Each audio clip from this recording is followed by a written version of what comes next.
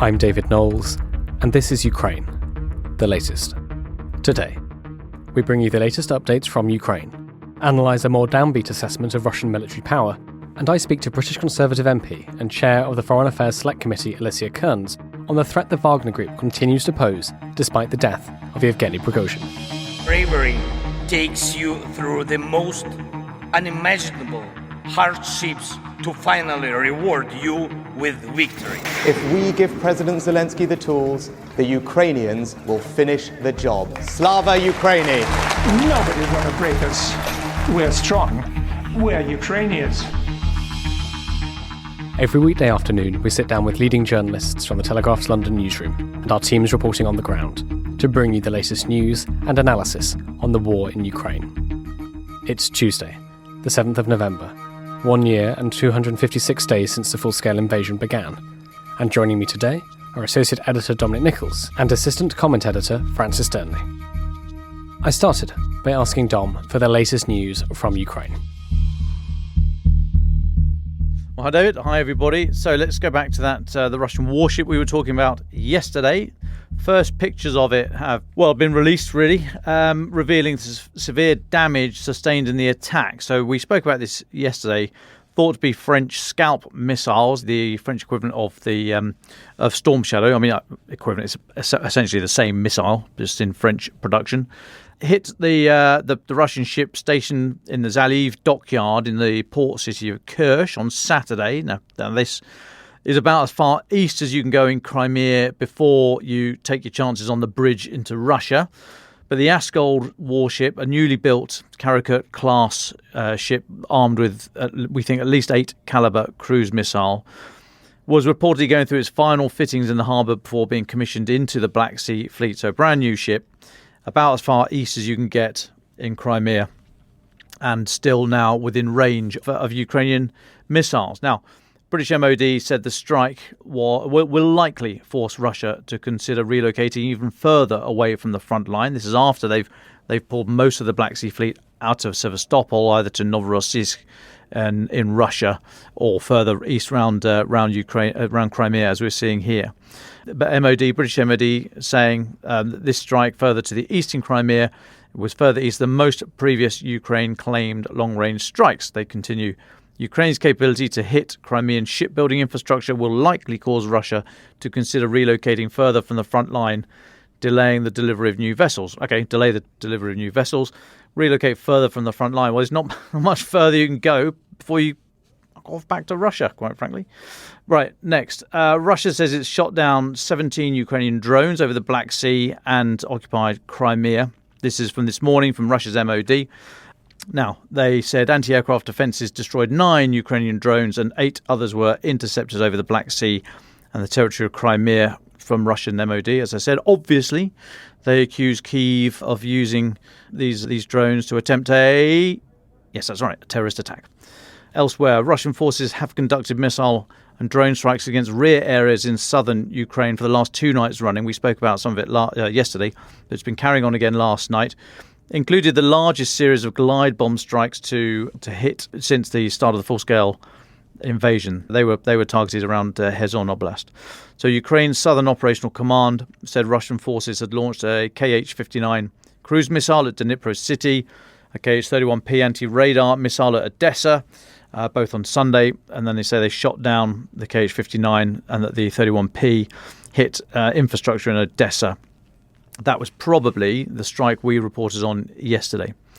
Separately, but connected to these waves of strikes, Ukraine's Air Force said that Russia carried on these strikes using the anti-radar missile, the 59 launched from Kherson, and also a P-800 Onyx anti-ship missile and an Iskander-M ballistic missile launched from Crimea, and then 22 Shahed 131 and 136 drones launched from Cape Shoda, that's the east of occupied Crimea, right over again towards the Kerch Bridge. Now, note where these things are being fired from. Yes, in Kherson, but also increasingly Crimea and increasingly further east in Crimea. It indicates how Ukraine has been able to push the firing points further and further away from the front line.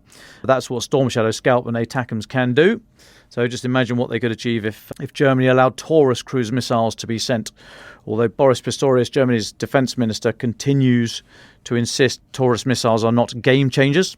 And as much as I hate that phrase, this isn't a game. I understand the point I think he's trying to make, but I think he's wrong there.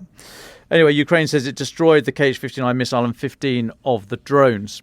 Then, also connected, Ukraine's general staff said that Russian strikes had hit Odessa and civilian infrastructure elsewhere in Kherson. Ukraine's Minister of Internal Affairs, Igor Klimenko, said Russian forces launched 87 glide bombs on populated areas in Kherson over the last couple of days. And as I said, that was the largest number of glide bombs that we've seen used in one go since the start of the full-scale invasion. Okay, the next story. So Russia appears to have increased its stock of high-precision missiles.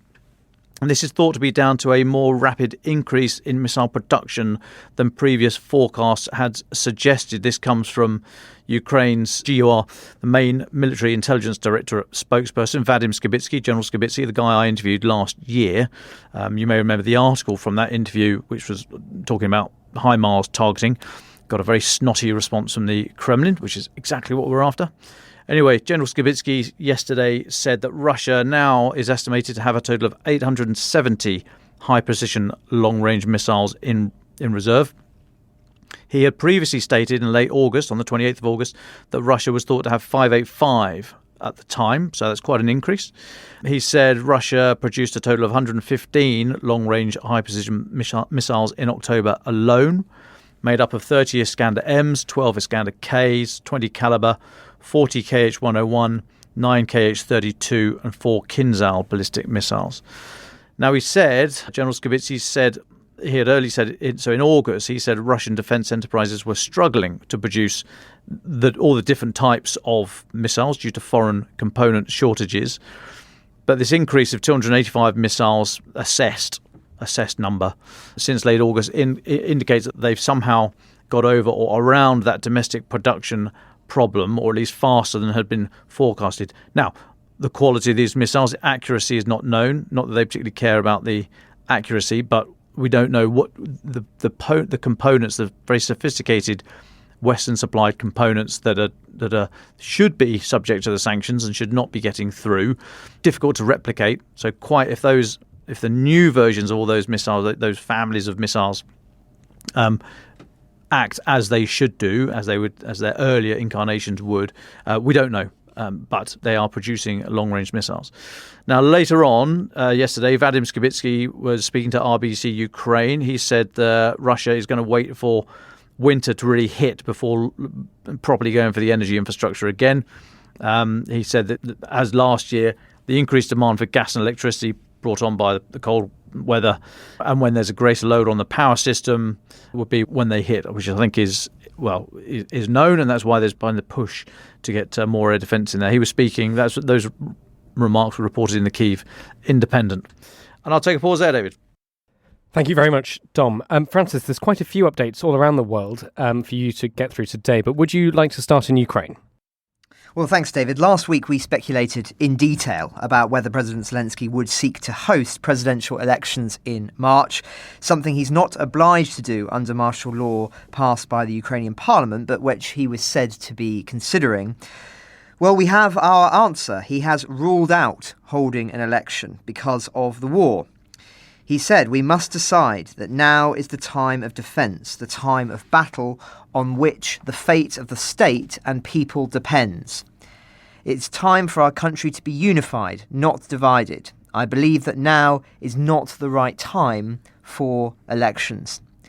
Now, I won't repeat all of my speculations as to the possible reasons why this is the case, but if I had a main hypothesis, I think it's that the risks outweigh the benefits. As discussed, if one looks at the other examples of election in wartime, perhaps most notably the 1952 Korean election during the Korean War, which I talked about, then said elections were necessary for winning political support both domestically and internationally, something that is arguably not necessary in the case of Ukraine at present.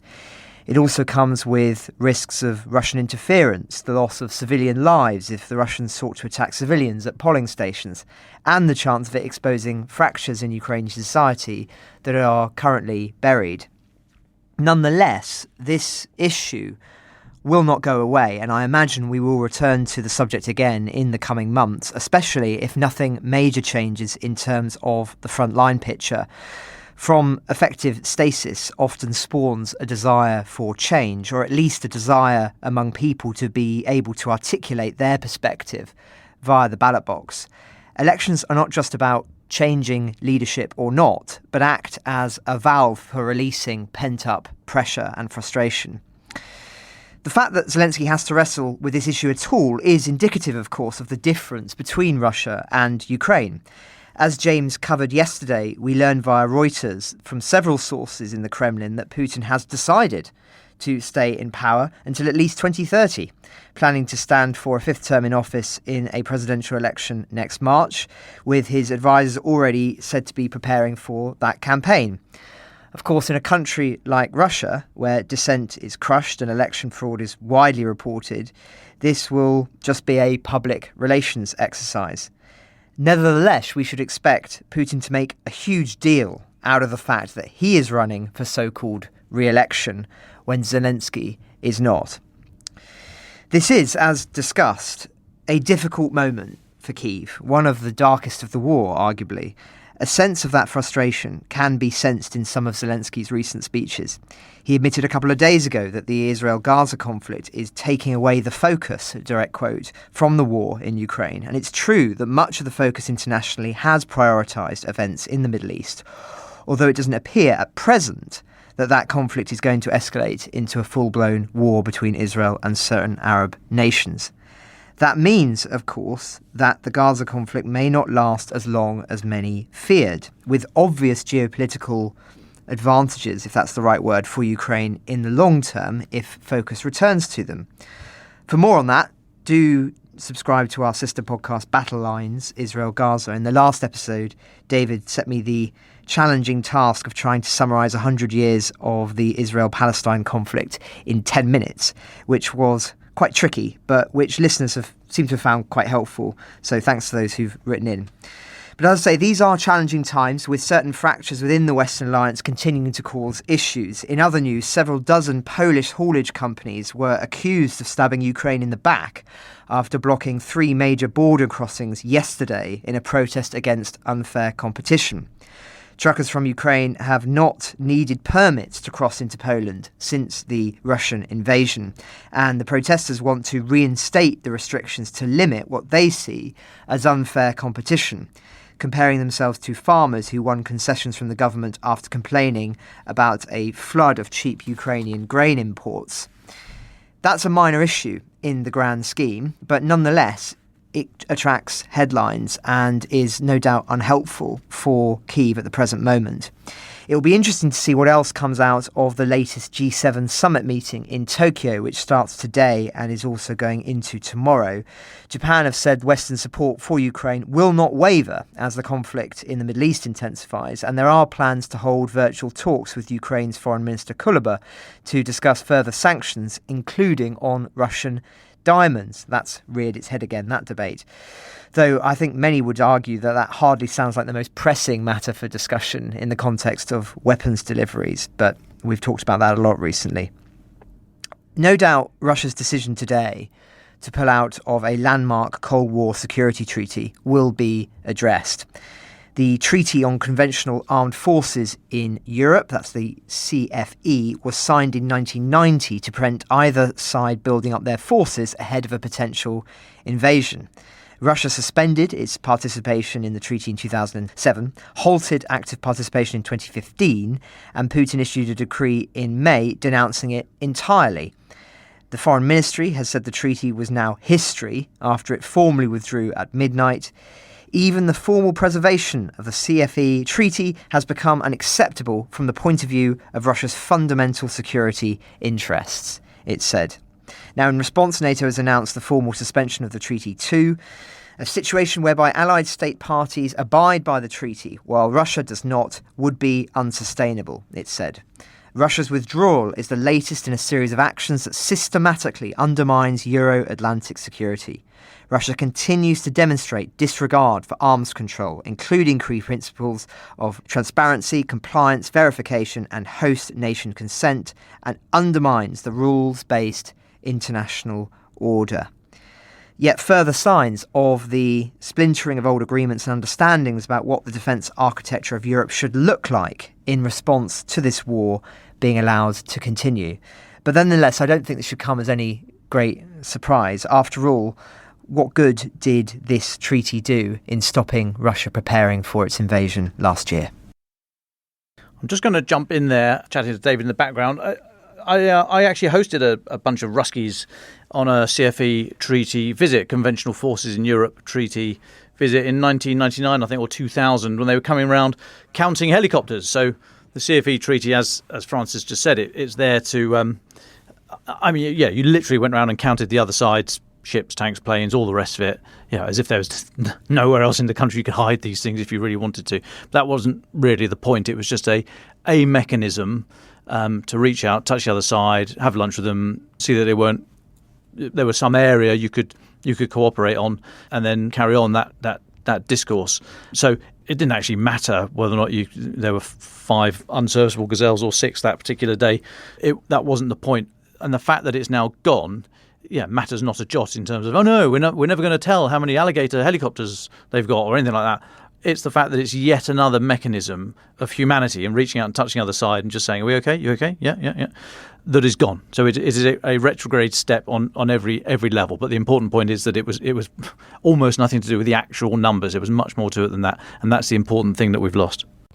Well, thank you, Francis, and thank you, Dom, for adding some of your own experiences there. Dom, can I stay with you? For the first time in a while, we've heard, it feels like sort of an interesting, potentially significant intervention from Igor Girkin. We last sort of covered him in depth when he was arrested by the Russian state, but he's been busily writing away in prison. What's he been saying? Yeah, so Girkin, remember, Igor Girkin, will remember this character, pro-war nationalist, former FSB officer, prominent in the 2014, the Little Green Men and all that kind of stuff in the Donbass. Well, he was quite an outspoken nationalist. Well, I suppose you don't get many sort of shy, retiring, shrinking, violent nationalists. But anyway, he was one of these people who was a bit like Stop Clock, telling us correct time twice a day. He was kind of on the money, but coming from a different point of view. He was very critical, or his criticisms of Russia and how Russia has conducted this war, not in any way came from a point of it was wrong. He was just saying they weren't good enough and saying they should have been more violent and better and all that kind of stuff. Anyway, he got locked up for it. He was arrested in July on charges of extremism, which is, the comedy just writes itself. But he publicly accused Putin and the head of the Russian military of not pursuing the war harshly enough. And I think he actually did call it a war at the time. I think he used the W word. So he's been locked up. But in a letter published by his wife, he's written that the Russian position is gradually deteriorating and that the Ukrainian counteroffensive is keeping them penned in.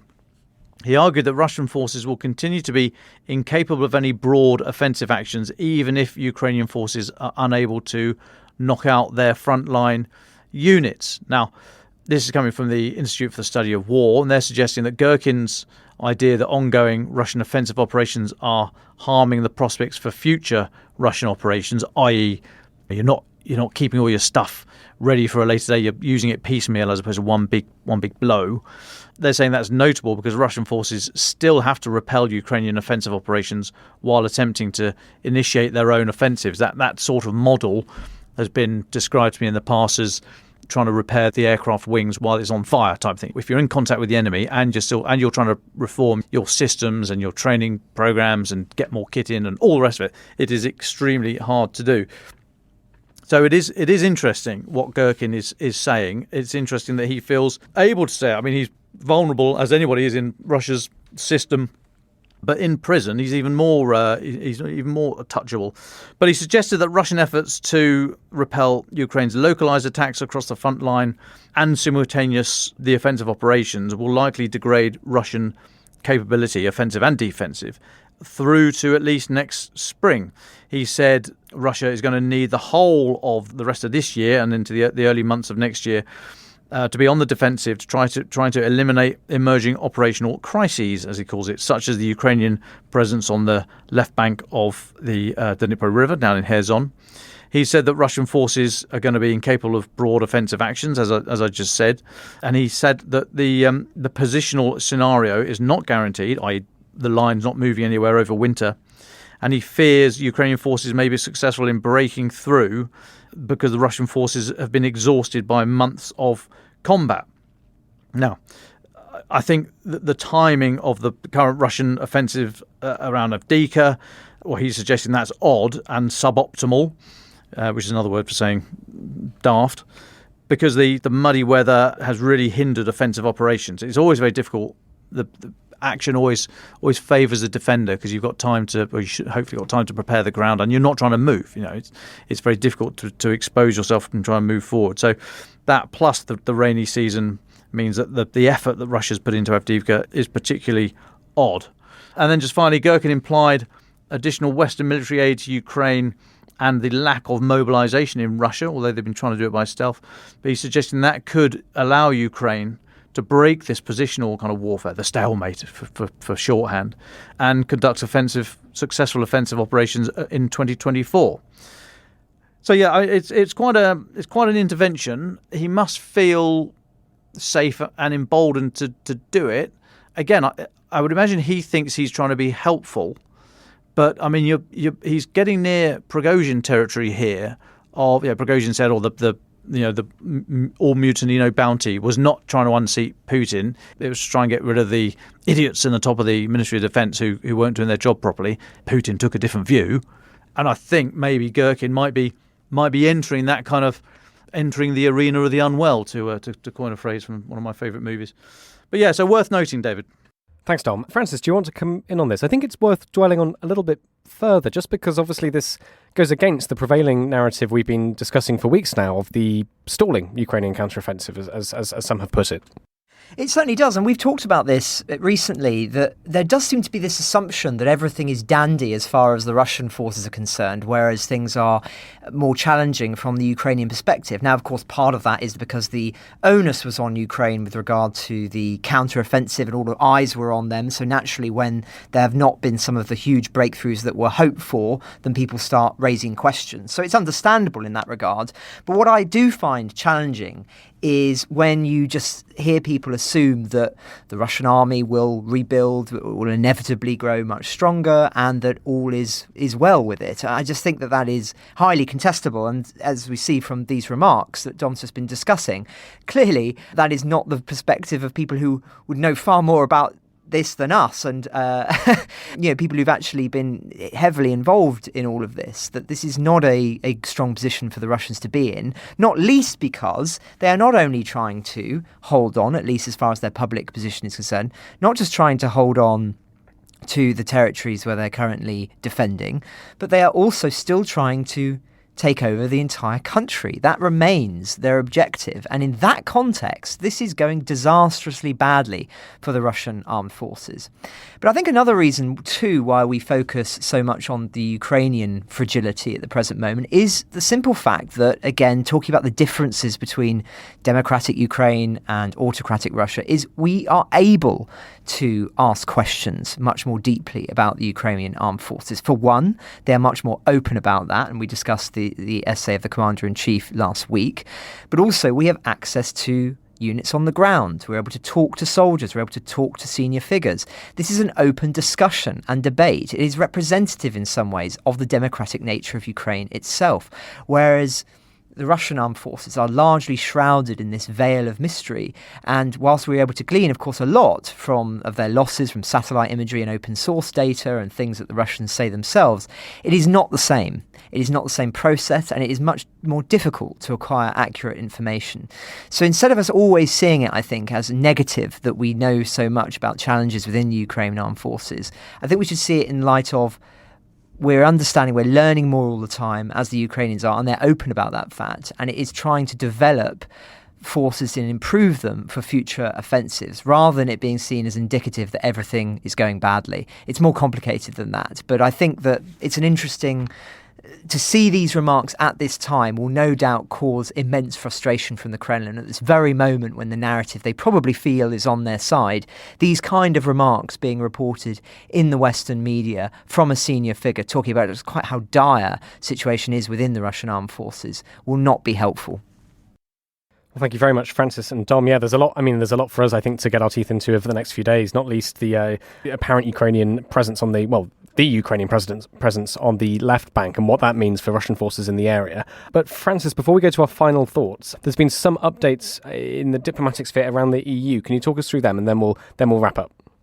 So yes, this is very much breaking news. It's only come in the last sort of 15, 20 minutes or so, I believe, in terms of it all being written out. So bear with us if it's a little bit scant on some of the details. But we understand from Radio Free Europe that Ukraine has completed 4 of the 7 steps required for it to start talks on joining the EU.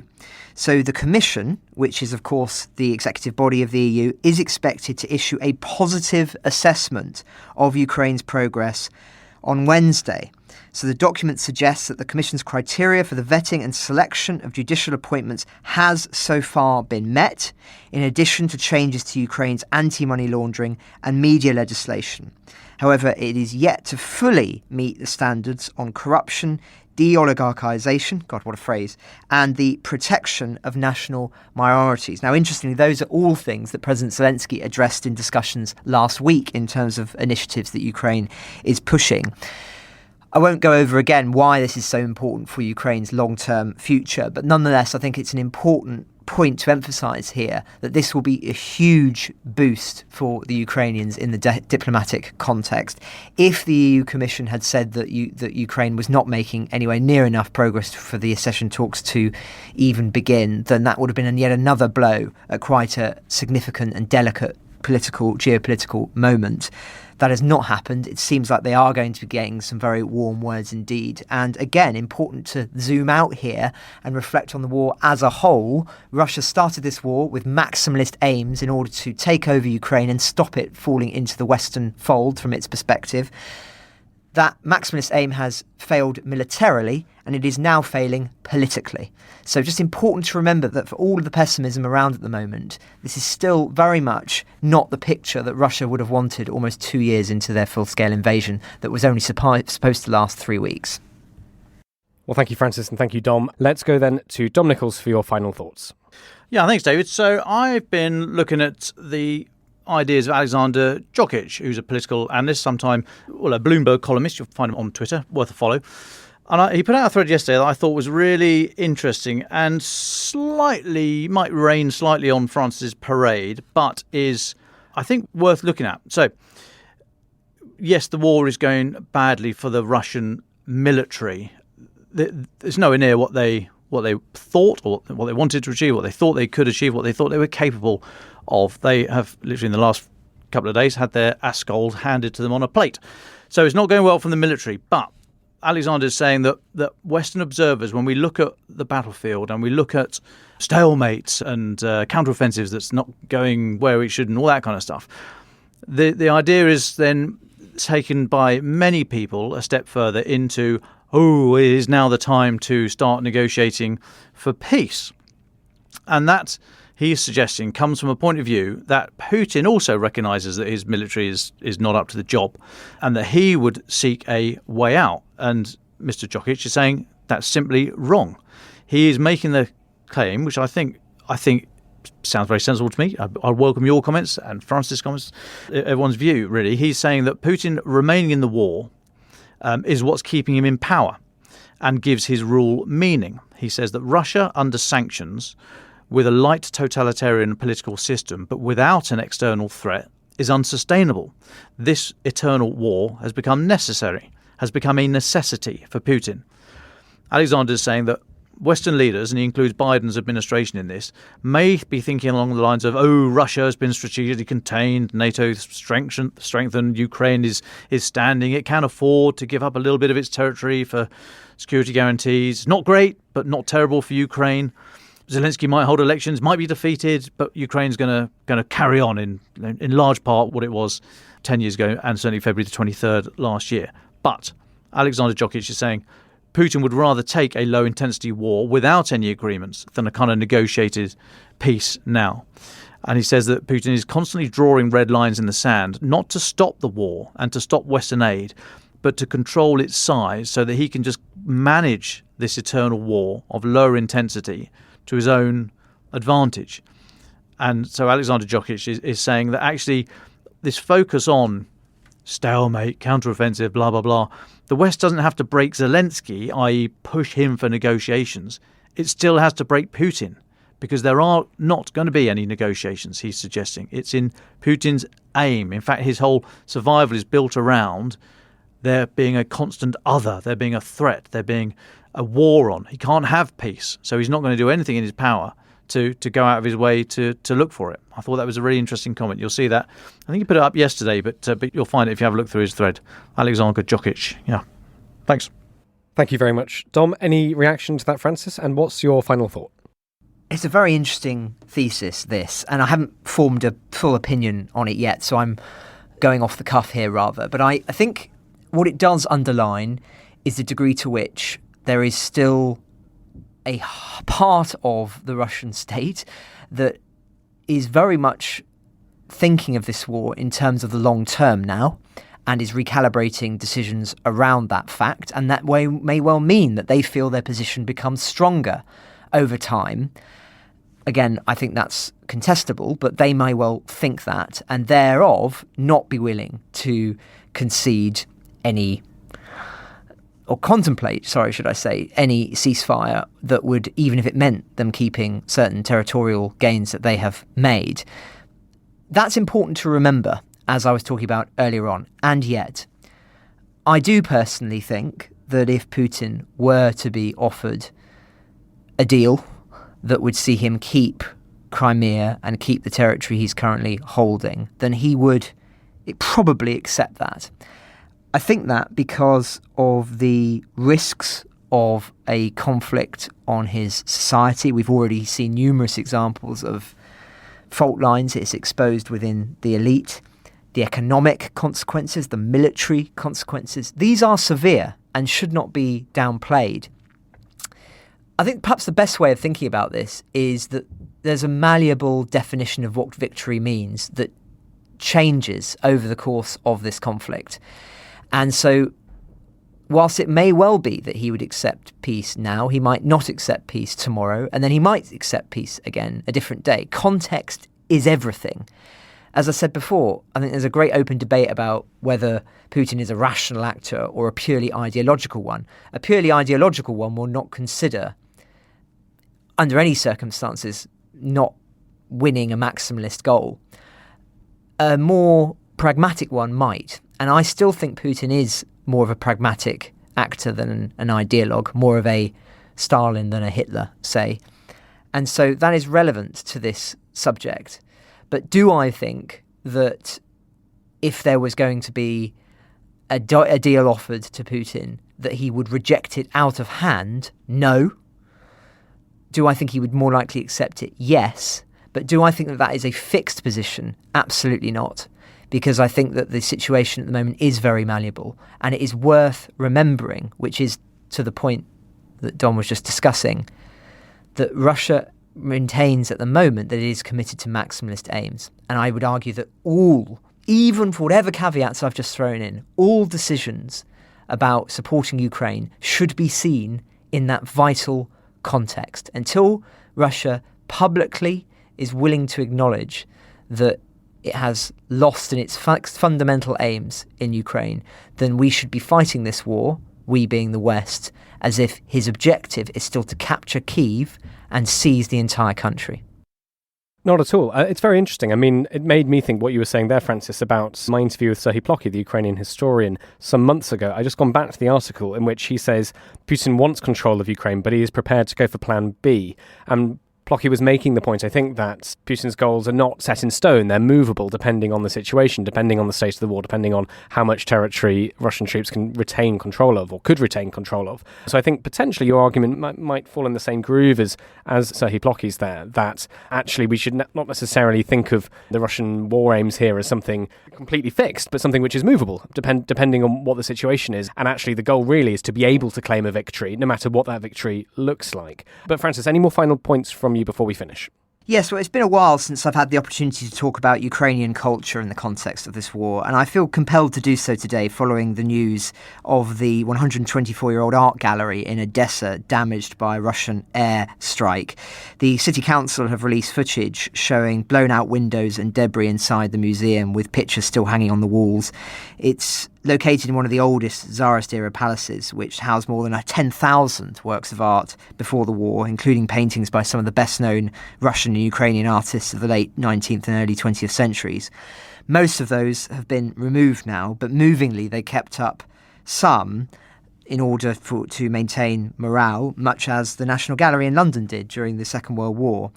And there's something about the images, which are on our website, I would recommend people check them out, that I found very poignant, really, of empty art galleries with the art still hanging on the wall but with so much debris around them.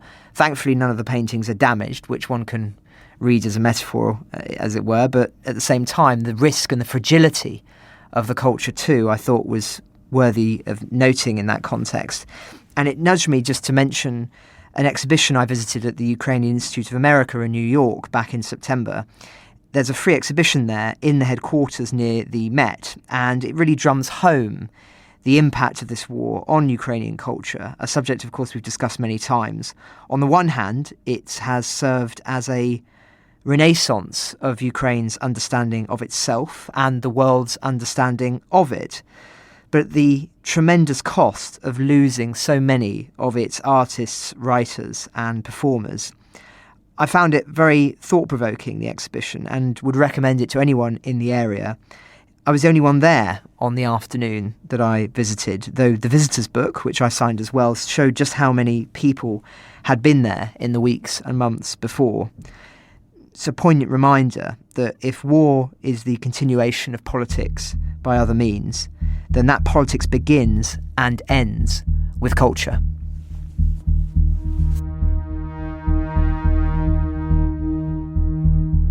Thank you, Dom and Francis. Yesterday, I had the pleasure of speaking again to Alicia Kearns, British Conservative MP and chair of the Foreign Affairs Select Committee. The death of Wagner Group boss Yevgeny Prigozhin took place at the end of August. But, according to Kearns, the group still poses a huge threat to countries around the world. We spoke about the Wagner Group, how it's evolved, and what countries around the world can do to counter it. Here's our conversation. Well, Alicia Kearns, thank you so much again for your time. It's really good to hear from you a second time now on the podcast. We're going to talk a little bit about the Wagner Group. Now, since the deadly crash that killed Yevgeny Prigozhin and many of his associates, including some of the founders of the Wagner Group on the 23rd of August, I think public attention and awareness of the group, of this PMC, has decreased slightly, but not for you. Why not? What should we know? You're completely right. Look, there's a real danger that now, just because Prigozhin has been killed, that essentially the activities of the Wagner Group and other private military companies slips back into the shadows. Wagner continues to operate. It is an extensive network of political and military operations, and it spans many continents. And their activities are just as live, whether it be in Africa or whether it be in other parts of the world, as they were before. So it's really important that we don't let this drop from our itineraries, because we do need to disrupt their activities. And unfortunately, too many people were focused on Prigozhin, although of course he was really important, rather than the wider operations. You've written that the Wagner Group has, quote, continued to evolve. Could you explain what you mean by this? How have they changed since August? Sure. So essentially one of the driving forces behind Wagner and a key to its group's resilience is that essentially it's like any commercial business driven by profit. It's an organised crime group. And what we know from other cartels and other organised crime groups is that when you cut off the head of the snake, it doesn't mean the organisation doesn't regroup behind a new leader.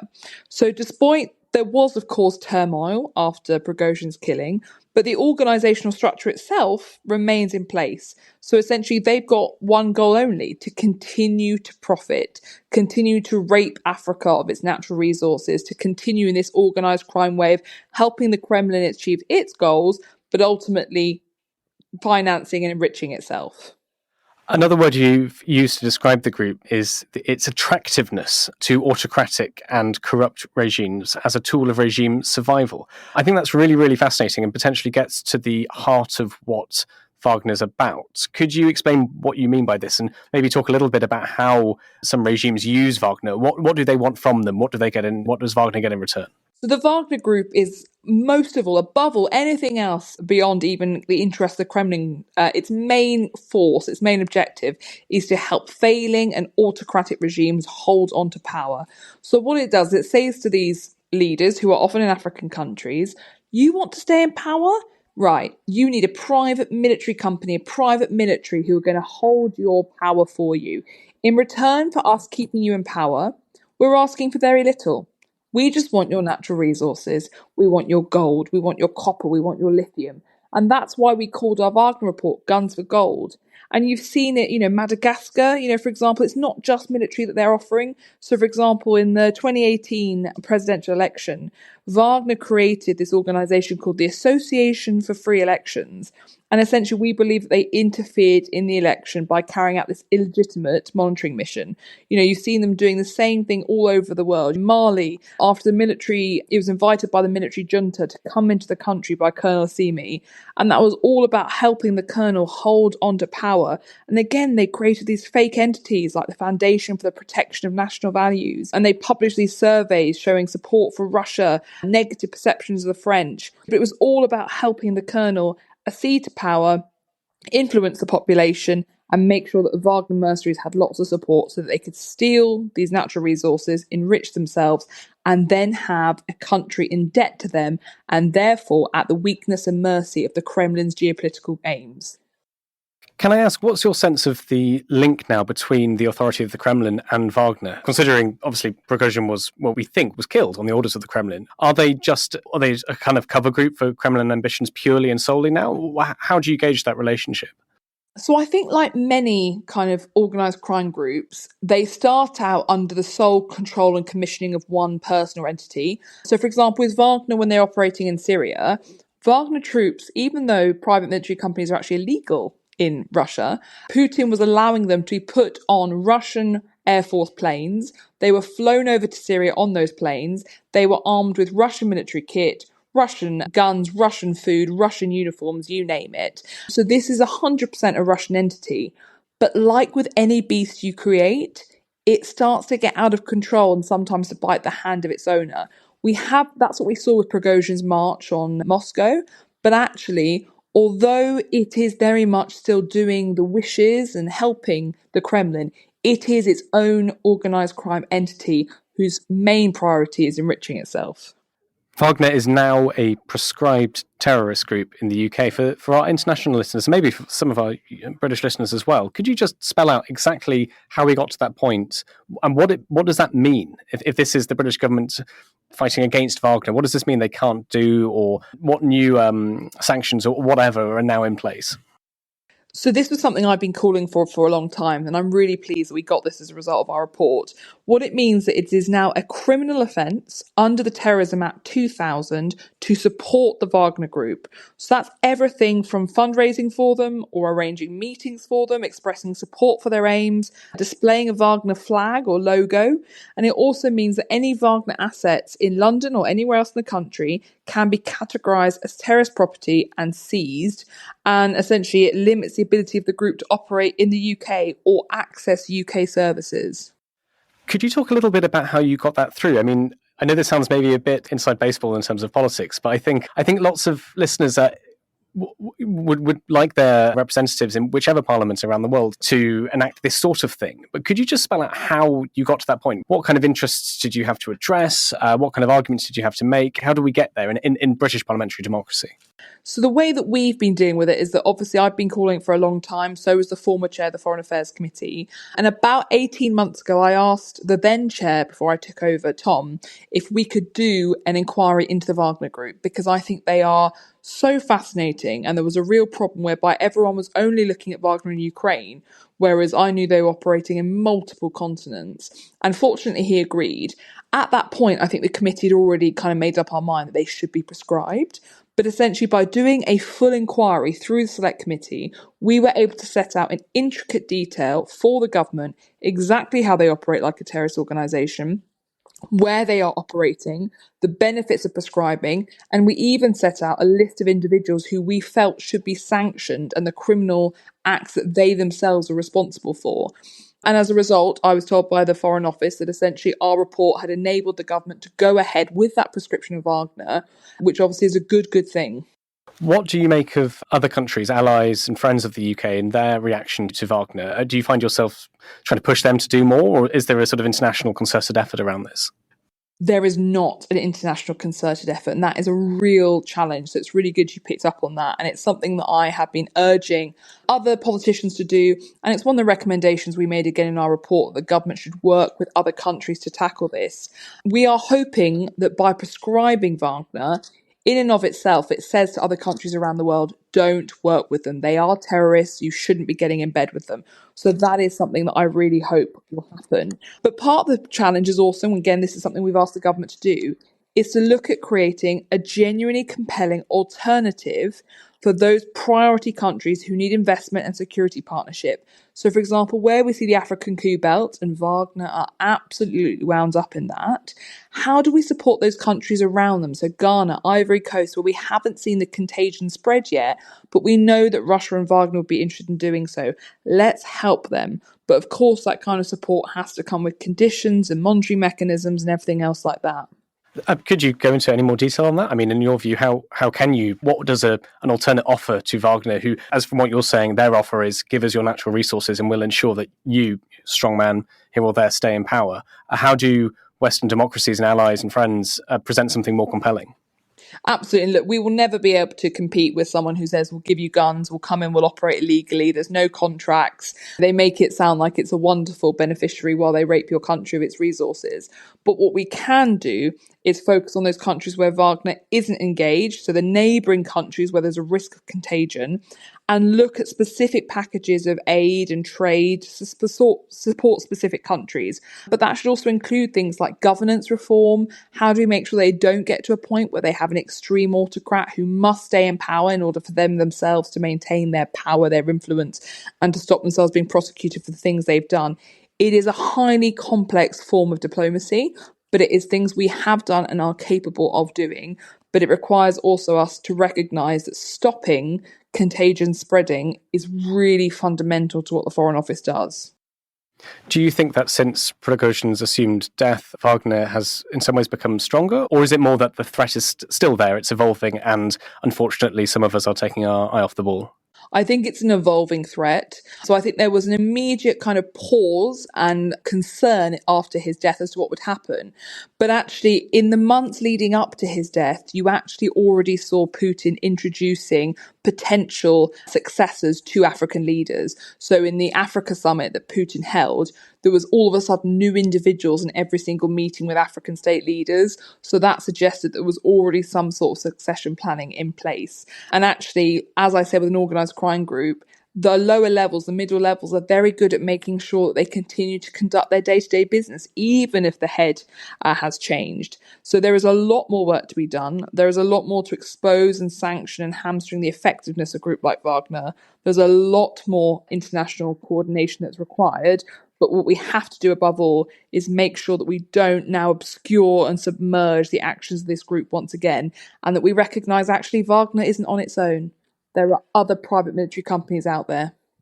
That was, if that's all right, that was going to be my next question, actually. I mean, as you said, Wagner is one of the PMCs out there. It's the one I think the public are most aware of because of the March on Moscow, the death of Prigozhin, the fact that Prigozhin was a very effective communicator and propagandist. What else should we be aware of? So this is what we need the government to do, is to not just look at Wagner because it's become infamous and it's on the front pages. There have always been private military companies. Obviously, some of them are very famous from the Iraq War, particularly American ones. But there are Turkish, there are Emirati, there are all sorts of different private military companies. Some will be more legitimate than others. But this is why we should be having somebody within the Ministry of Defence whose job is to consistently map and horizon scan for how private military companies are operating and identify early doors where we see organisations that are explicitly undermining our interests abroad, so we can intervene not once they become this enormous international network like Wagner has, but early doors to sanction, to limit, to contain. That was while failing with the Wagner Group. Is there anything else, Alicia, that you'd like to mention for our listeners? No, I mean, it's just one of those things where I think it's such a fascinating phenomena, but it's one that international countries are not gripping. And if we're not careful, this will become an industry, not just a phenomena. So it's something I'm really keen for us to keep track of. And anyone, please, with more interesting views on PMCs, do write to me and let me know about which ones I might not be aware of. Thank you very much for your time. Thank you. Ukraine the Latest is an original podcast from The Telegraph. To stay on top of all of our Ukraine news, analysis and dispatches from the ground, subscribe to The Telegraph. You can get your first 3 months for just £1 at www.telegraph.co.uk/Ukraine the Latest. Or sign up to Dispatches, our Ukraine newsletter, which brings stories from our award-winning foreign correspondents straight to your inbox. We also have a Ukraine live blog on our website, where you can follow updates as they come in throughout the day, including insights from regular contributors to this podcast. You can listen to this conversation live at 1 p.m. London time each weekday on Twitter Spaces. Follow The Telegraph on Twitter so you don't miss it. To our listeners on YouTube, please note that due to issues beyond our control, there is sometimes a delay between broadcast and upload. So if you want to hear Ukraine the Latest as soon as it is released, do refer to the podcast apps. If you appreciated this podcast, please consider following Ukraine the Latest on your preferred podcast app. And, if you have a moment, leave a review, as it helps others find the show. You can also get in touch directly to ask questions or give comments by emailing ukrainepod@telegraph.co.uk. We do read every message. And you can contact us directly on Twitter. You can find our Twitter handles in the description for this episode. As ever, we are especially interested to hear where you are listening from around the world. Ukraine the Latest was produced by Giles Gear, and the executive producers are David Knowles and Louisa Wells.